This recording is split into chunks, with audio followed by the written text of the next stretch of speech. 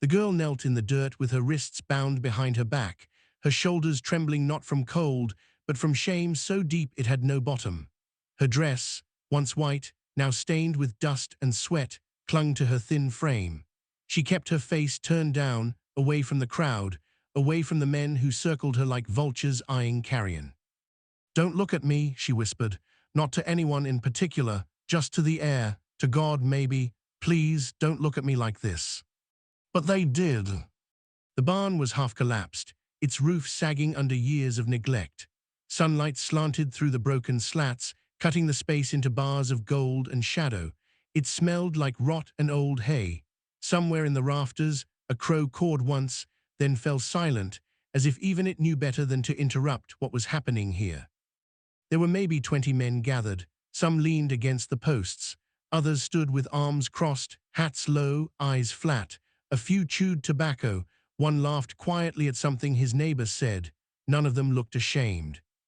At the front of the barn, a man in a pinstriped vest stood on an overturned crate. His smile was wide and easy, the kind of smile that came from years of practice. He held a wooden gavel in one hand and a sheaf of papers in the other. "Next one," he called, his voice echoing through the barn. 15 years old, no family to speak of, clean bill of health, strong back, good hands, been taught to cook, sew, and keep house, starting bid at $40. The girl flinched at the number. $40, that's what her father had agreed to, that's what she was worth. A man near the back raised 2 fingers. "45, the auctioneer said, pointing the gavel at him. Another man, closer to the front, raised his hand. 50. The girl squeezed her eyes shut.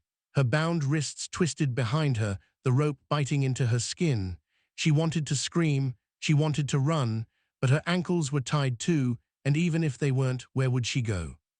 "My father betrayed me," she had cried earlier when they dragged her from the wagon. She'd said it to the man in the vest, as if he might care, as if anyone might care.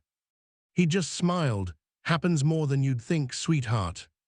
Now as the bids climbed, 60, 70, 80, she kept her head down and prayed for it to end. Not for rescue. She'd stopped believing in that, just for it to be over. Standing near the barn's entrance, half hidden in shadow, was a man who hadn't said a word since he arrived. His name was Gideon Hale. He was tall, lean, weathered by sun and wind. His hat was pulled low, his coat dusty from the long ride. He had the kind of face that looked older than it was, lines carved deep around his eyes, a scar running from his jaw to his ear. His hands hung loose at his sides, but his eyes were locked on the girl. Not in the way the other men looked at her, not with hunger or calculation. With recognition. He'd seen her before, years ago. She'd been a child then, maybe 9 or 10, standing beside her mother in the doorway of a small homestead near the Kansas border. Her mother had been kind. She'd offered him water when he rode through, half dead from fever. The girl had watched him drink, her dark eyes curious, unafraid.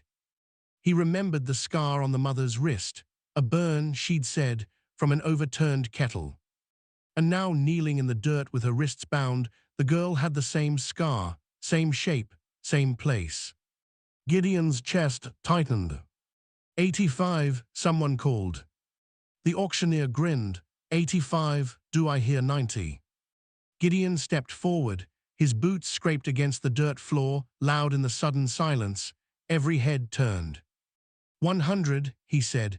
His voice was low, rough, like gravel underfoot. The auctioneer's grin widened. Well now, $100, that's a serious bid, friend. Anyone willing to go higher? The barn was quiet. A few men shifted, one spat into the dirt, but no one raised a hand.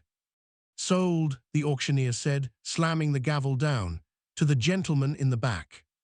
Gideon walked forward. The crowd parted. He didn't look at them, he looked at the girl. She'd lifted her head just enough to see him. Her face was pale, streaked with dirt and tears. Her eyes, dark, terrified, met his for just a moment before she looked away again. "Don't," she whispered. "Please, not like this." Gideon crouched in front of her. He pulled a knife from his belt. The girl flinched, her whole body going rigid. Easy, he said quietly. I'm just cutting the ropes. He sliced through the bindings at her wrists first, then her ankles. The ropes fell away. She didn't move. She just sat there, trembling, her hands curling into fists in her lap. Gideon stood and held out his hand. She stared at it like it might bite her. Come on, he said, let's go. Where? Her voice was barely audible. Anywhere but here. She didn't take his hand, but after a long moment she pushed herself to her feet. Her legs wobbled. Gideon stared. Wide her with a hand on her elbow, and together they walked toward the barn's entrance. Behind them, the auctioneer called out the next lot. The crowd turned away, already forgetting. But Gideon didn't forget. As they stepped into the sunlight, the girl stumbled. Gideon caught her before she fell. She didn't thank him. She just pulled away, wrapping her arms around herself, and followed him toward his horse. What's your name? He asked as he untied the reins. She didn't answer. All right, he said. You don't have to tell me, but we've got a long ride ahead, and I'd like to know who I'm traveling with. She looked at him then, really looked at him, her eyes searching his face for something, kindness, maybe, or a trap. Finally, she spoke. Lena, she said, my name is Lena. Gideon nodded. The name settled in his chest like a stone. Lena, he repeated, all right, let's get you out of here. He helped her onto the horse, then swung up behind her. She sat stiff as a board, her hands gripping the saddle horn so tight her knuckles turned white. As they rode away from the barn, Gideon glanced back once.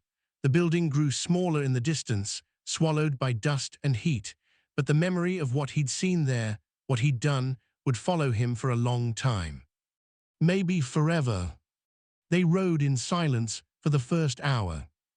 The land around them was flat and endless, broken only by the occasional rise of red rock or a line of cottonwoods marking a dry creek bed. The sun climbed higher, turning the air into something thick and heavy. Gideon kept the horse at an easy pace, mindful of the girl behind him. She hadn't said a word since they left the barn. She just sat there, her back straight, her eyes fixed on the horizon. Gideon didn't push her, he knew better. When they reached a small grove of trees near a shallow stream, he reined the horse to a stop. We'll rest here, he said, dismounting. He held up a hand to help her down. Lena hesitated, then took it. Her fingers were cold despite the heat. She walked to the edge of the stream and knelt, cupping water in her hands and splashing it over her face. Gideon watched her for a moment, then turned to tend to the horse. Why did you buy me? She asked suddenly. Gideon paused, his hands stilling on the saddle strap. He didn't turn around. Didn't seem right to leave you there, he said. That's not an answer. He turned then, meeting her gaze. She was standing now, her arms crossed, her face hard. There was no gratitude in her expression, just suspicion. You're right, Gideon said. It's not. He walked over to a fallen log and sat down, pulling his hat off and running a hand through his hair. The scar on his jaw caught the light. I knew your mother, he said finally. Lena went very still. What? Your mother, Gideon repeated. 8 years ago, I rode through a homestead near the Kansas border. She gave me water. You were there too, just a little girl. Lena stared at him. Her face had gone pale. You're lying. I'm not, Gideon pointed to her wrist.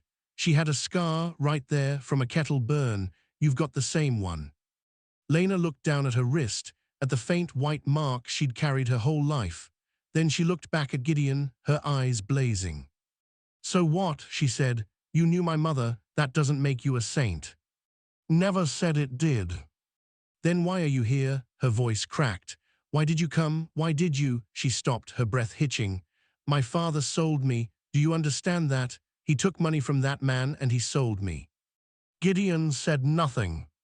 He said we needed the money, Lena continued, her voice shaking. He said it was temporary, that someone would buy me and I'd work for a while and then I'd come home. But he was lying. I saw it in his face. He wasn't going to come back for me. He was just done. She turned away, her shoulders shaking. Gideon stood. He took a step toward her, then stopped. I was there, he said quietly. Lena turned, her eyes red. What?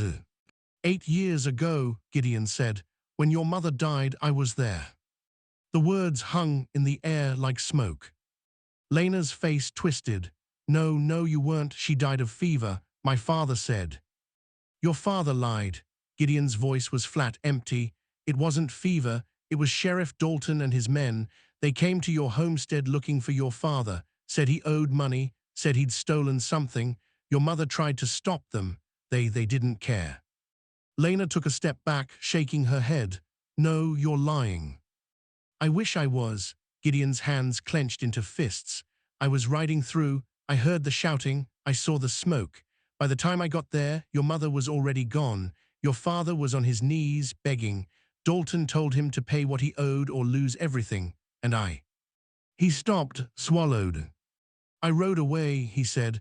I didn't stop them, I didn't help, I just left. Lena stared at him, her chest rising and falling rapidly. Why? She whispered. Because I was a coward, Gideon said. Because I told myself it wasn't my fight, because I was scared, and because I've been carrying that with me every day since. Tears streaked down Lena's face. You think buying me makes up for that? You think $100 fixes what you didn't do? No, Gideon said, I don't. Then why? Lena's voice broke. Why did you come back? Gideon looked at her, his jaw tight. Because I can't fix what I didn't do, he said, but I can stop it from happening again. For a long moment, neither of them spoke. The only sound was the wind moving through the trees, the faint trickle of the stream. Finally, Lena wiped her eyes with the back of her hand. I don't forgive you, she said. I didn't ask you to. And I don't trust you. Fair enough. She looked at him, her face hard, her eyes still wet. But I don't have anywhere else to go. Gideon nodded, then we keep moving. He turned back to the horse, tightening the saddle strap. Behind him, Lena stood at the edge of the stream, staring at the water. My father, she said quietly, he didn't fight for her, and he didn't fight for me. Gideon paused, but didn't turn around. Some men don't know how to fight for anything, he said, and some learn too late. Lena said nothing, but when Gideon mounted the horse and reached down to help her up, she took his hand without hesitation this time. As they rode on, the sun dipped lower, casting long shadows across the land. Behind them, the grove of trees disappeared into the distance. And ahead, the horizon stretched on, endless and uncertain. They reached the town of Red Bluff just before dusk. It wasn't much of a town, just a main street lined with weathered storefronts, a saloon, a general store, and a small church at the far end. The buildings leaned slightly, as if they were tired of standing. Dust swirled in the empty street, and the only sound was the creak of a sign swinging in the wind. Gideon reined the horse to a stop in front of the general store. He dismounted and helped Lena down. We'll get you some supplies, he said. Food, a blanket, then we'll find a place to stay for the night. Lena nodded, but said nothing. She'd been quiet for the last few hours, her face distant, her eyes hollow. Inside the store, an older woman stood behind the counter, her hair pinned back in a tight bun. She looked up as they entered, her gaze flicking from Gideon to Lena and back again. Help you? She asked, her tone neutral. Need some supplies, Gideon said. Bread, dried meat, a blanket. The woman nodded and began gathering the items, but her eyes kept drifting to Lena, who stood near the door, her arms wrapped around herself. She all right? The woman asked quietly. She's fine, Gideon said. The woman didn't look convinced, but she didn't press. She wrapped the supplies in brown paper and handed them to Gideon. He paid and turned to leave. But as they stepped back onto the street, a voice called out behind them. Gideon Hale. Gideon froze. Slowly he turned. A man stood in the middle of the street, his hands resting on his belt. He was tall, broad-shouldered, with a thick mustache and a silver star pinned to his chest. Sheriff Dalton. Gideon's stomach dropped. Didn't expect to see you in these parts, Dalton said, his voice calm, almost friendly. Thought you'd have the sense to stay away. Just passing through, Gideon said evenly. Dalton's eyes flicked to Lena, that the girl from the auction. Gideon's jaw tightened. What's it to you? Funny thing, Dalton said, stepping closer. Got word this morning that someone disrupted a legal proceeding, paid $100 for a girl and rode off with her. Now, I don't know if you're aware, but that auction was operating under territorial law. That girl's father signed a contract, which means you just bought stolen property. She's not property, Gideon said, his voice low and dangerous. Dalton smiled. Law says otherwise. Behind him, two more men stepped into the street. They wore dusters and wide-brimmed hats, and both had rifles slung over their shoulders. They didn't say anything. They didn't have to. Lena took a step back, her breath quickening. Gideon, she whispered. It's all right, Gideon said, though he didn't take his eyes off Dalton. No, it's not, Dalton said. See, I've got a job to do, and that job is to uphold the law, so I'm going to need you to hand that girl over. Not going to happen, Gideon said.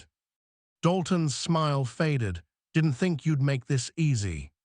He nodded to the two men behind him. They stepped forward, their hands moving to their rifles. Gideon's hand moved to the revolver at his hip. Don't, Dalton said sharply. You draw that gun, and my men will put you down before you get a shot off, and then the girl goes back where she belongs. Gideon's fingers hovered over the grip of his revolver. His mind raced. Two armed men, Dalton unarmed but close enough to cause trouble, Lena unarmed and terrified. No good options. Think about. It hailed, Dalton said, his voice softening. You're one man. What are you going to do? Fight the law? Fight me? You'll lose, and she'll end up right back where she started, or worse. Maybe, Gideon said, but at least I'll have tried. Dalton sighed. Foolish and noble, that's a bad combination. He raised a hand, and the two men raised their rifles. Last chance, Dalton said. Gideon didn't move. And then a voice rang out from the porch of the saloon. Cole. Everyone turned. A man stood there, older, maybe 60, with a grey beard and a weathered face. He held a shotgun across his chest, not aimed at anyone, but the message was clear. Put the rifles down, the old man said. Dalton's face darkened. This doesn't concern you, August. Like hell it doesn't, August said. I branded calves with Gideon Hale 20 years ago, and I've known you, Cole Dalton, since you were a boy pulling pranks in the schoolhouse. Don't make me choose between old friends and what's right. This is right, Dalton said. This is the law. Law's supposed to protect people, August said, not sell 15-year-old girls to the highest bidder. Now I'm going to say it one more time. Put the rifles down. For a long moment, no one moved. Then slowly, the two men lowered their rifles. Dalton stared at August, his jaw tight. Then he looked at Gideon. This isn't over, he said. Never thought it was, Gideon replied. Dalton turned and walked away, his men following. They disappeared around the corner, swallowed by the shadows. August lowered his shotgun and stepped off the porch. You'd better get moving, he said to Gideon. He'll be back with more men by morning.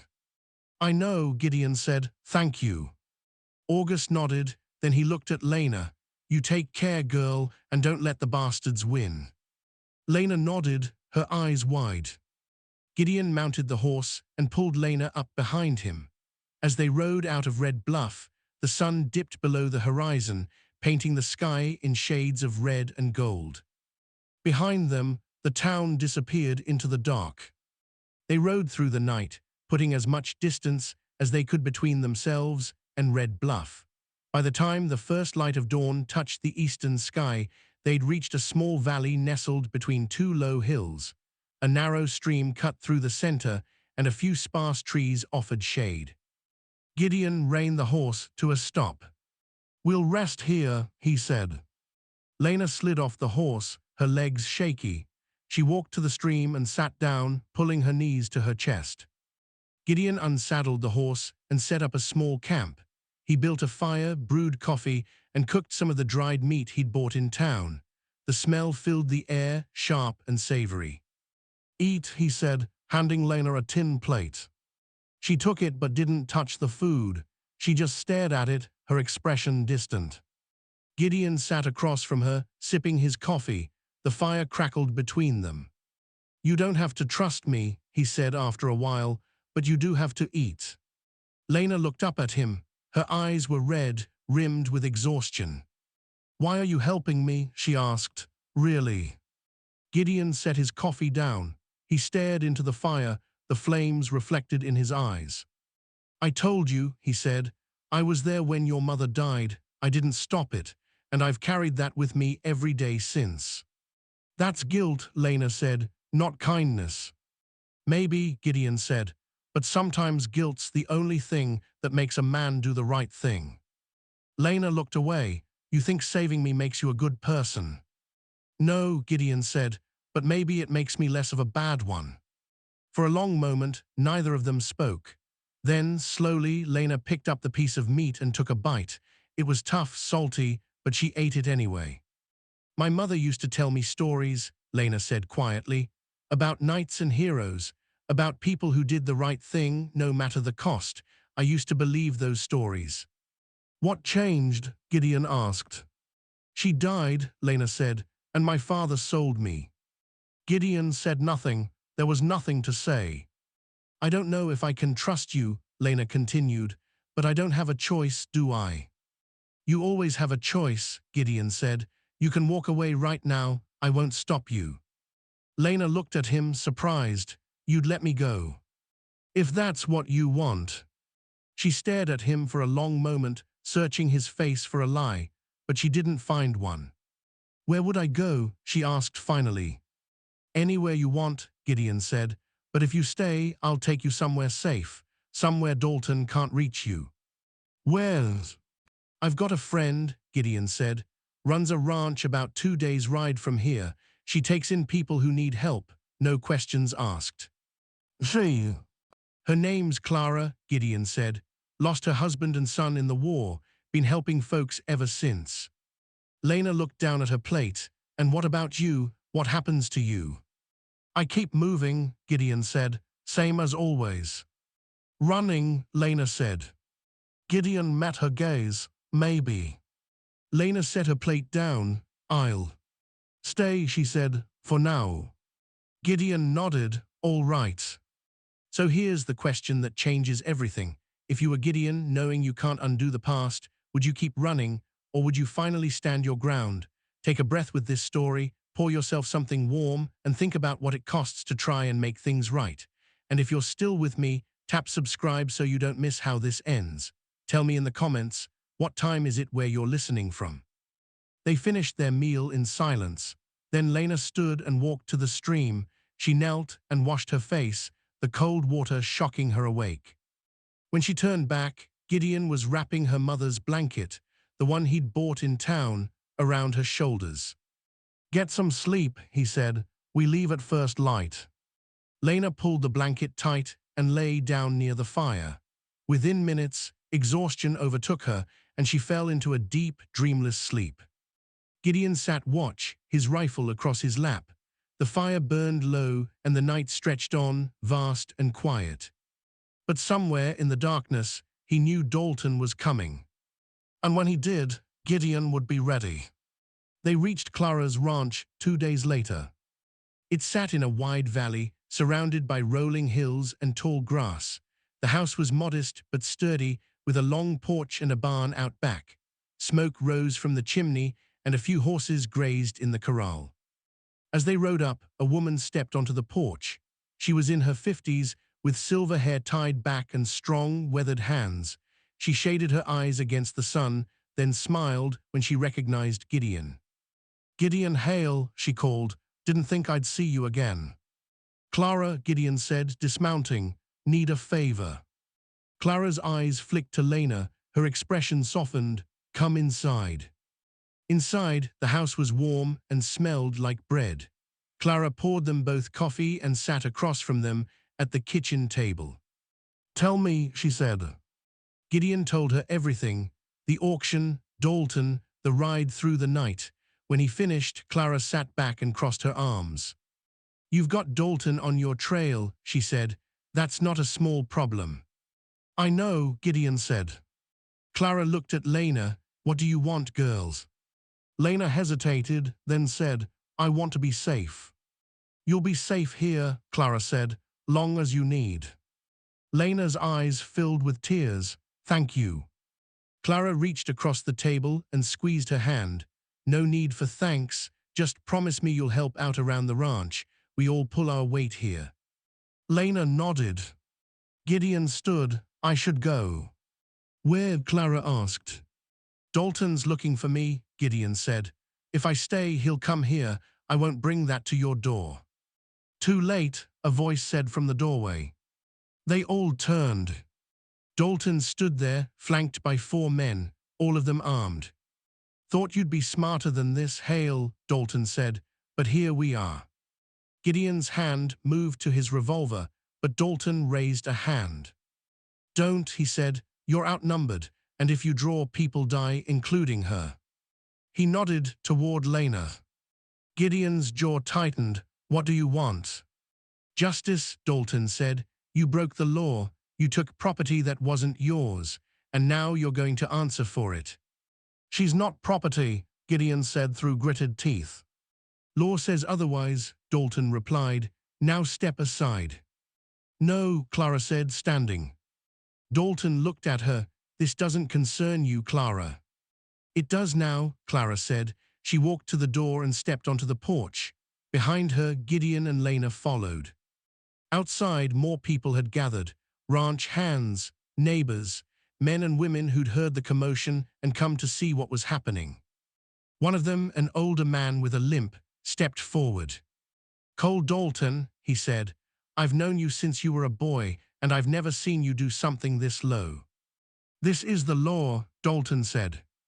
"This is cruelty dressed up as law," the man replied, "and we're not going to stand for it." Murmurs of agreement rippled through the crowd. Dalton's face darkened. "You're going to stand against a lawman."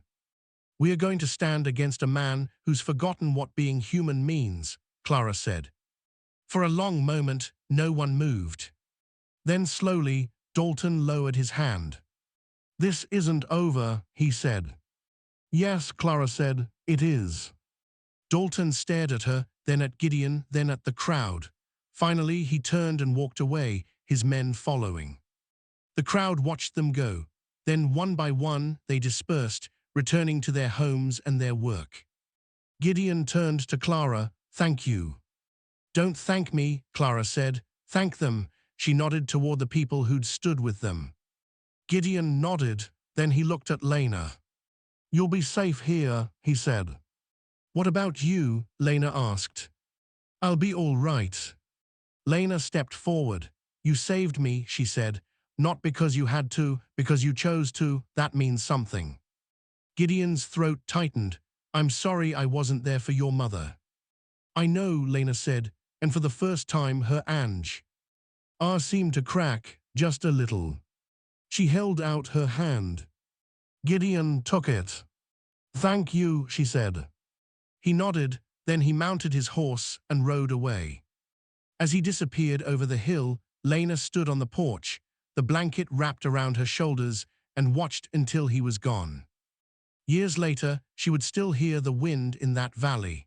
She would still remember the man who'd bought her freedom and then walked away, carrying his ghosts with him. But she would also remember the moment the crowd stood together, the moment cruelty was met with courage, and the moment she realized that even in the darkest places, there were still people willing to fight for what was right. The sun dipped lower, dust rose around her feet. And Lena knew, with absolute certainty, that she would never be sold again.